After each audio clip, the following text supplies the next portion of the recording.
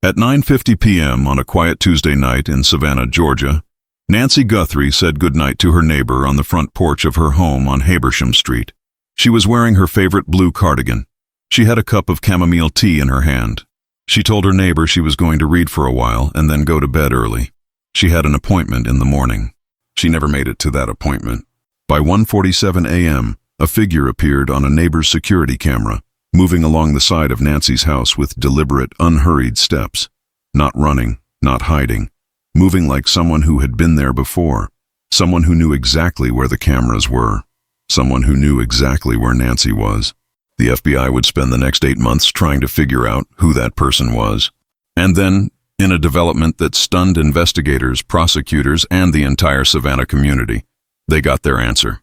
The DNA didn't come back as a stranger. It came back as someone Nancy Guthrie had known for nearly a decade. But here's what no one expected. The answer didn't close the case. It opened a door into something far darker. Something that had been hiding in plain sight for 8 months. Something that changed everything investigators thought they knew about this case. This is the full story. Nancy Guthrie was 63 years old, and if you asked anyone in her neighborhood on Habersham Street who she was, they would tell you the same thing. She was the woman who brought soup when you were sick. She was the woman who remembered your birthday without being reminded. She was the woman who had lived in that house for 22 years and who knew every family on the block by name, including their dogs.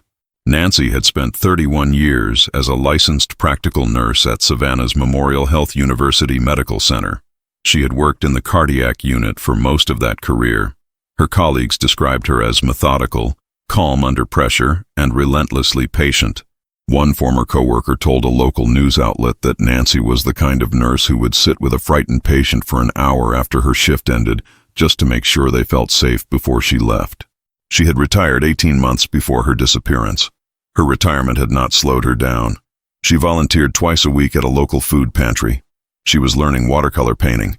She had just enrolled in a community Spanish class because, as she told her daughter, she wanted to be able to speak to more of her patients' families back when she was still working, and the habit of learning had never left her. Nancy had 2 adult children. Her daughter, Carla, lived 40 minutes away in Pooler and spoke to her mother by phone almost every evening. Her son, David, lived in Atlanta and visited once a month. By all accounts, Nancy and her children were close. There was no estrangement. There were no family tensions that anyone was aware of. She had been widowed 11 years earlier when her husband, Robert, died of a heart attack. She had never remarried. Her friends said she had found a kind of peaceful independence in the years since, that she had built a full life around her community, her neighbors, and her routines. And she was a woman of deep routines. Every morning she woke at 6:30 and made coffee before going for a 45-minute walk through Forsyth Park. She returned, showered, had breakfast, and spent the morning either volunteering or working on her painting. Afternoons were for errands, phone calls, and visits with neighbors. Evenings were quiet. Dinner at home, the news, a book, and bed by 10 or 10:30. That was Nancy Guthrie, 63 years old, retired nurse, devoted mother, fixture of her community. A woman whose life had the warm, steady rhythm of someone who had earned her peace. The last confirmed normal moment of Nancy's life was at 9:47 p.m. on that Tuesday evening, when her neighbor, whose name has not been publicly released, stepped off her porch and walked back to his own home 3 doors down. He later told investigators that Nancy had seemed entirely normal, relaxed, happy even. She had made a joke about the Spanish class and said she had mispronounced something in front of everyone that day, and they had all laughed, including her. He said she was smiling when she went inside. That was the last time anyone who knew Nancy Guthrie saw her alive and well. Nancy's daughter Carla called her mother at 9:12 p.m. that Tuesday, a routine call, the kind they had almost every night. The call lasted 14 minutes.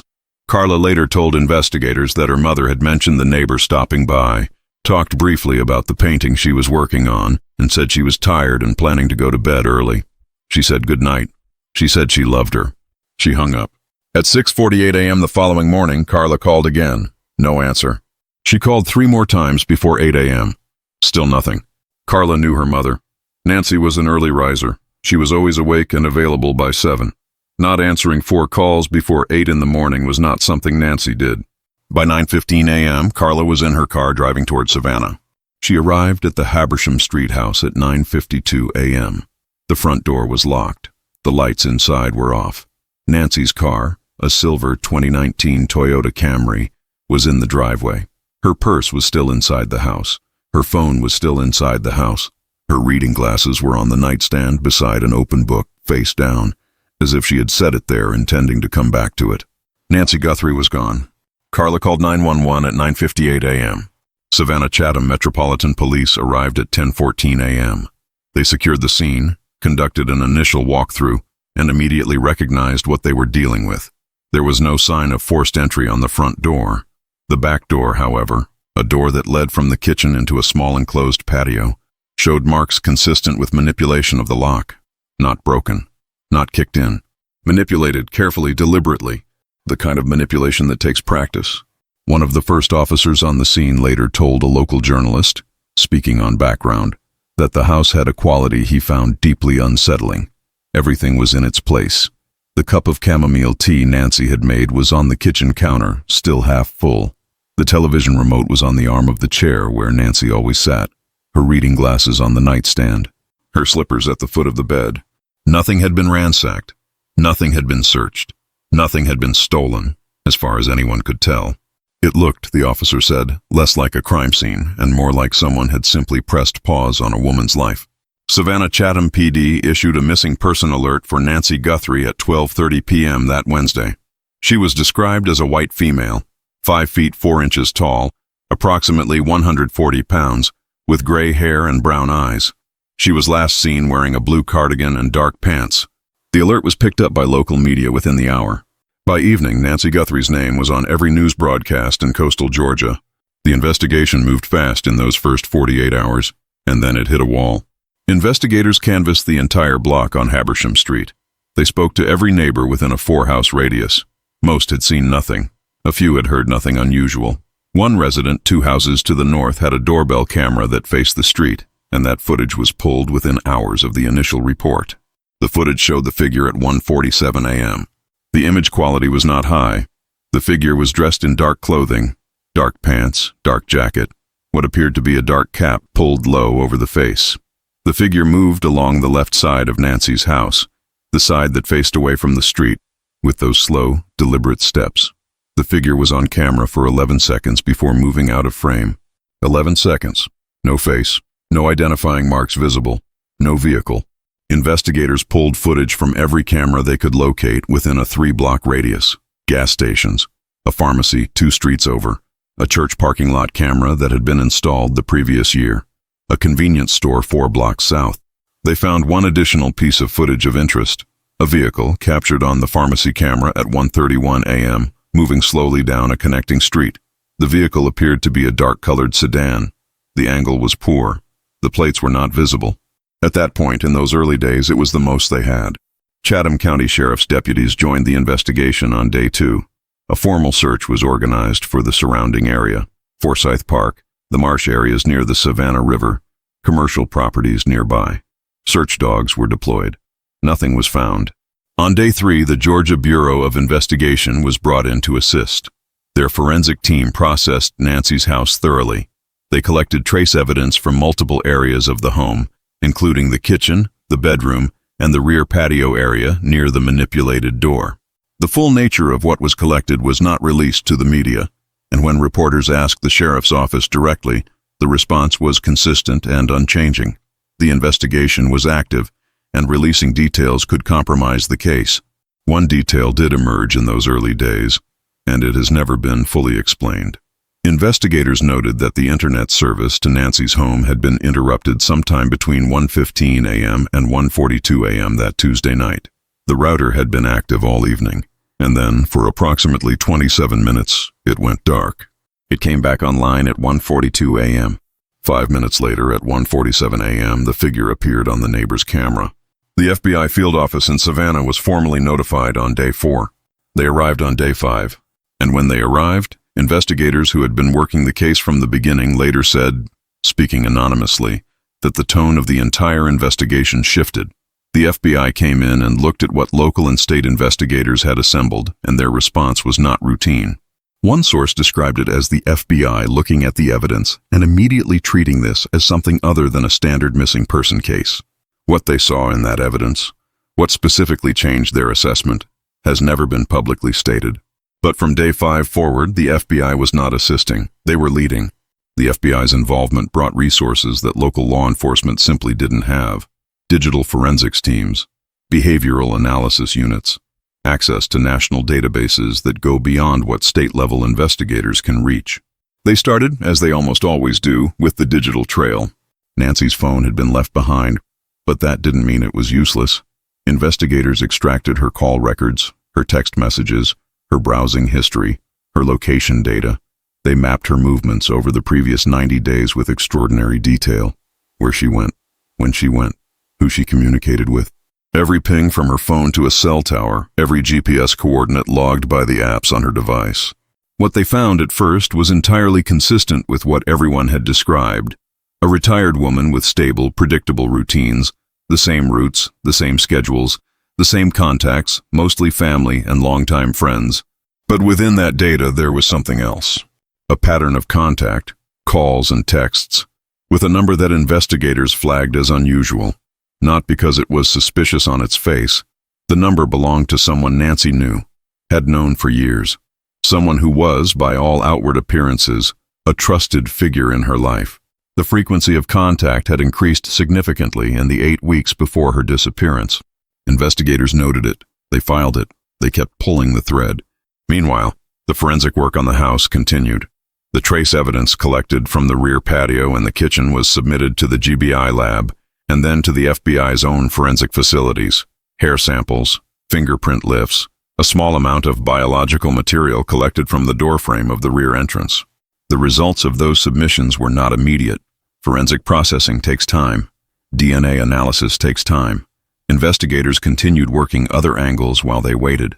They went back to the vehicle footage from the pharmacy camera. Using enhancement software, analysts worked to clarify the image. They could not get the plates, but they were able to narrow the vehicle type. Dark sedan, a particular body profile consistent with a small to mid-size vehicle. They ran that profile against registered vehicles belonging to everyone in Nancy's known contact network. On day 11, a specific vehicle type came up as a match. It belonged to someone who, when investigators went to speak with them, provided an alibi for the night of Nancy's disappearance. The alibi was a person. The alibi was checked. The alibi held. At first. Dead end. CODIS, the FBI's combined DNA index system, the national database that contains DNA profiles from convicted offenders and unsolved crime scene evidence, was accessed as soon as the biological material from Nancy's home was processed. Investigators submitted the profile extracted from the rear door frame. CODIS returned 0. No match in the national database. No prior convictions associated with the DNA profile. No hits from any other crime scene in the system. That result, 0, is not always a dead end. It is sometimes a beginning. Now we start genealogy, one investigator was later quoted as saying. Investigative genetic genealogy, the same technique that broke the Golden State Killer case, involves taking an unknown DNA profile and searching it against public genealogy databases where ordinary people upload their own genetic data to find relatives. From distant cousin matches, investigators can build family trees and work their way toward identifying a specific individual. It is time-consuming, it requires specialized analysts, and it does not always work. But in the Nancy Guthrie case, the FBI did not wait for genealogy to produce results, because while that process was being initiated, something else was happening. On day 19, investigators obtained a warrant for the phone and internet records associated with the number that had been in frequent contact with Nancy in the weeks before her disappearance. What those records showed stopped the investigation in its tracks. The records came back on day 22. Investigators had requested everything: call logs, text message metadata, location data, IP address history, search history associated with accounts linked to that number and its registered devices. What they received was more than they had anticipated. The search history, pulled from a device registered to the account associated with that phone number, contained searches that, in the context of Nancy Guthrie's disappearance, were not ambiguous. The searches had begun approximately 8 months before Nancy disappeared. They included searches for her specific address, an address this person already knew, because they had been to Nancy's home. They included searches related to home security systems and how to identify whether a residence had active cameras, searches related to the timing of internet outages and how to create them, Searches related to sedatives, specifically dosages, detection windows, and methods of administration that would not be immediately apparent.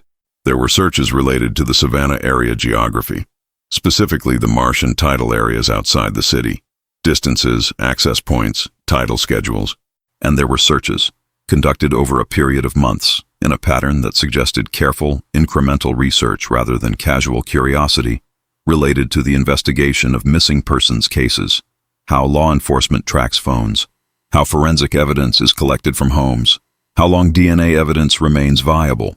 8 months of searching. 8 months of planning. This was not impulsive. This was not opportunistic. This was systematic, premeditated, researched with the kind of patience that investigators said they rarely see. The FBI obtained additional warrants immediately. The device associated with these searches was seized on day 24. Forensic analysis of the device confirmed what the search records had suggested. The searches were not the product of casual browsing. They were organized.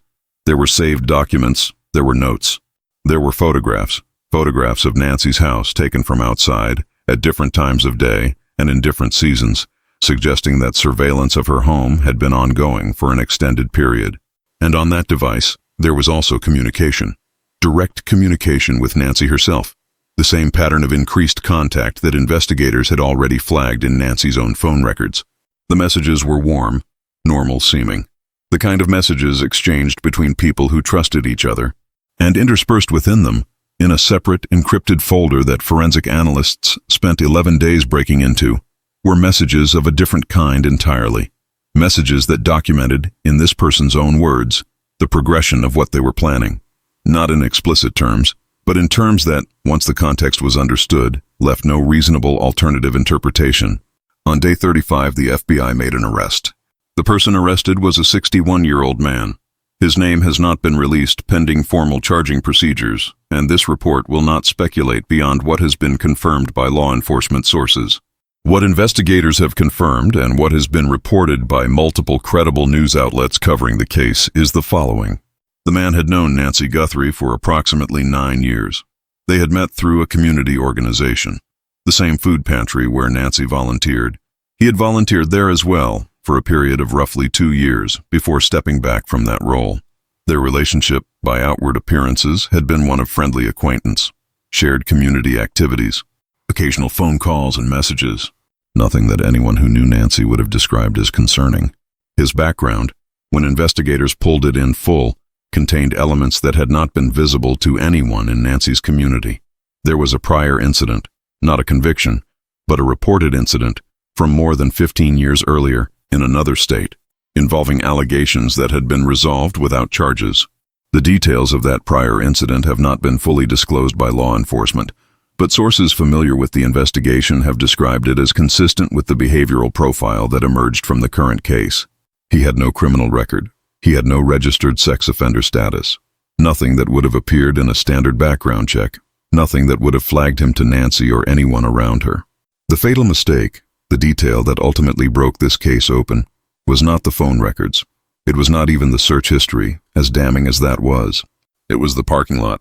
Investigators, working backward from the arrest, pulled surveillance footage from a Walmart located approximately 6 miles from Nancy's home. The footage, dated to a period consistent with the timeline of planning identified in the search records, showed this individual making a cash purchase.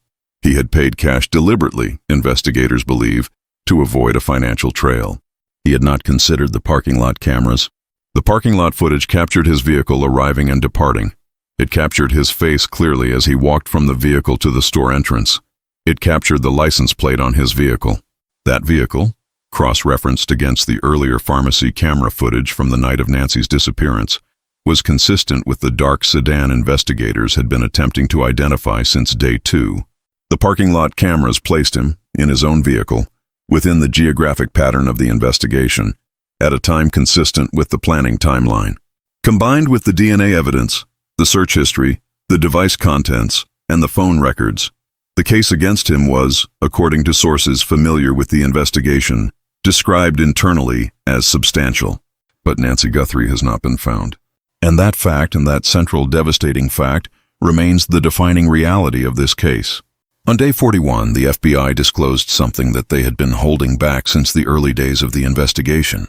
The biological material recovered from the rear doorframe of Nancy's home, the material that had returned 0 on CODIS, had been processed through investigative genetic genealogy, and separately, it had been compared directly to a DNA sample obtained from the arrested individual following his arrest on day 35. The comparison was not ambiguous. The DNA recovered from Nancy Guthrie's home, from the point of entry, from the door that showed signs of careful practiced manipulation, matched the DNA of the man in custody. He had been there. His DNA placed him at the rear of her home, at the door. The FBI announced this finding at a press conference attended by Chatham County Sheriff's representatives, GBI officials, and federal prosecutors from the Southern District of Georgia. The U.S. attorney standing at that podium said something that the room received in near silence. She said, "The DNA recovered from Nancy Guthrie's home belongs to someone she knew and trusted for nearly a decade." She said, "The evidence indicates this was not random. This was not spontaneous. This was the result of planning that began 8 months before Nancy Guthrie disappeared." She said, "We will not stop until Nancy comes home." The Savannah community, which had organized search parties, fundraised for investigative resources, and kept Nancy's name visible for 41 days, received the news with a grief that reporters described as palpable. This was not the answer anyone had wanted, not because they had not wanted the case solved. They had. But because the answer confirmed something that many people find most difficult to accept about cases like this. The danger had not come from outside Nancy's world. It had come from within it. A man she had worked beside, a man she had spoken to warmly, a man whose name appeared in her phone, in her messages, in the ordinary texture of her daily life. Nancy Guthrie had no reason to be afraid of him. That is what makes this case so important to understand. As of the most recent reporting available, the man arrested in connection with Nancy Guthrie's disappearance is being held without bail. Federal charges have been filed. The specific charges, which include offenses related to kidnapping under federal jurisdiction, given the FBI's primary investigative role, carry substantial sentencing exposure. His attorney has entered a not guilty plea on his behalf. No trial date has been set as of this report. Nancy Guthrie has not been located. Investigators have continued searching areas of Chatham County and neighboring counties identified through the geographical data found on the suspect's device. Those searches have included tidal and marsh areas southeast of the city, consistent with the geographic research contained in the suspect's search history. As of the most recent update, those searches have not produced results. The Savannah community has established a foundation in Nancy's name to support the ongoing search efforts and to provide resources for families of missing persons in coastal Georgia. Her daughter Carla has spoken publicly on several occasions, and each time she has said the same thing. "We want Nancy home. Whatever the outcome, we want to bring her home." Carla Guthrie told a local reporter, "My mother spent 31 years making sure people felt safe. She deserves to be found. There is no resolution here that anyone would call satisfying. The man believed responsible is in custody. The evidence against him, by all available accounts, is considerable. But Nancy Guthrie is a woman who is still missing. Her family is still waiting. Her community is still searching. If there is a system failure embedded in this case, it is not the kind that comes from a single broken institution or a single ignored warning. It is the quieter, more pervasive failure of the assumption that familiarity equals safety, that someone you've known for 9 years is someone you can trust completely, that the danger, when it comes, will announce itself. It rarely does. Now, before we close, because this channel exists not only to document what happened, but to help you protect yourself and the people you love, there are 3 specific lessons from Nancy Guthrie's case that everyone watching this needs to hear. The first lesson is this: familiarity is not the same as safety, and the people who present the greatest risk are often the people who have worked hardest to seem trustworthy. Nancy Guthrie was not targeted by a stranger. She was targeted by someone she had known for 9 years, someone who had built a relationship with her over time, who had established trust, normalized contact, and used that access to study her routines. The evidence in this case suggests that the relationship itself may have been, at least in part, instrumental, a means of gaining the information needed to plan what happened.